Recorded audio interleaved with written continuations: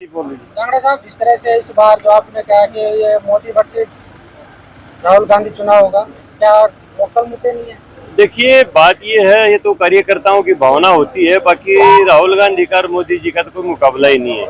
और जहाँ तक बात है उम्मीदवारों की, हमारे अरविंद शर्मा भी जो है ना, कांग्रेस का उम्मीदवार भी तो घोषणा नहीं हुई है। मैं खाम कहूँ भाई ये है वो है, पता नहीं कौन आएगा।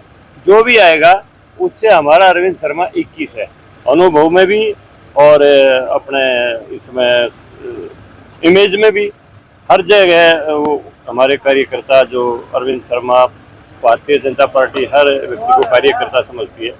वो 21 हैं और किसी भी लिहाज से हमारा जो उम्मीदवार है वो कांग्रेस से कहीं भी कमजोर नहीं है। लेकिन इस बार आरोप लग रहे हैं कि ईडी और सीबीआई इनकम टैक्स के द्वारा विपक्ष को खत्म करने की बात चल रही है, केजरीवाल को जेल भेज दिया है। देखो, बात यह है जी, जो जैसा करेगा वैसा भरेगा।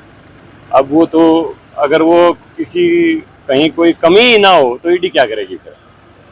अगर कमी होगी तो ईडी भी उसको पकड़ेगी, कहीं सीबीआई भी पकड़ेगी। अगर मेरे अंदर कोई कमी नहीं होगी तो मैं निसंकोच रहूँगा, मुझे कोई निर्भय रहूँगा, मुझे कोई दिक्कत ही नहीं है। तो ईडी का, सीबीआई का उन लोगों को भय है कहीं ना कहीं जो किसी न किसी रूप में दागी है। ऐन वक्त पर सीएम का चेहरा बदलना क्या पार्टी के लिए फायदेमंद होगा? नहीं, ये तो देखो, गुजरात में भी बदला था और उत्तराखंड में बदला था। मनोहर लाल जी अनुभवी व्यक्ति हैं, उनको केंद्र में ले जाके उनको और बड़ी सेवाएं देंगे। पार्टी की विचारधारा है भाई, नया युवा को लिया जाए जो लंबे समय तक राजनीति में और अपना स्थान बना के रहे। तो ये तो पार्टी की नीतिगत पॉलिसी होती है, उसमें चलता रहता है फेरबदल।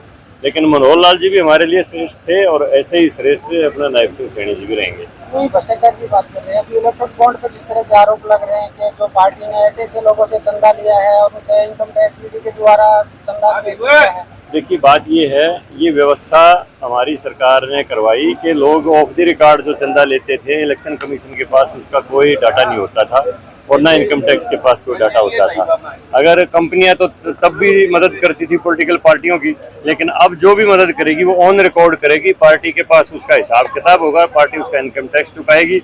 ये ट्रांसपेरेंट व्यवस्था है और राजनीति में पैसे की जरूरत रहती है, जो भी देता है उसको ट्रांसपेरेंट तरीके से उसका खर्चा हो, बस बात ये है। लेकिन ये सवाल उठा कि पाकिस्तान से भी चंदा लिया गया, चाइना से भी लिया नो गया। नो, कहीं भी एक भी सबूत दिखाइए आप पाकिस्तान से चंदे की। कोई पाकिस्तान को बेचारा भूखा मर रहा है, उसके पास खाने के लिए तो दाने नहीं है, गद्दियों के ऊपर तो ट्रांसपोर्टेशन कर रहे हैं, बताओ उनसे भूखे से क्या लेंगे?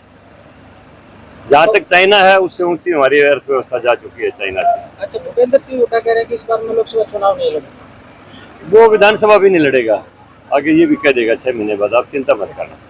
10 के 10 बिल्कुल 10 के 10।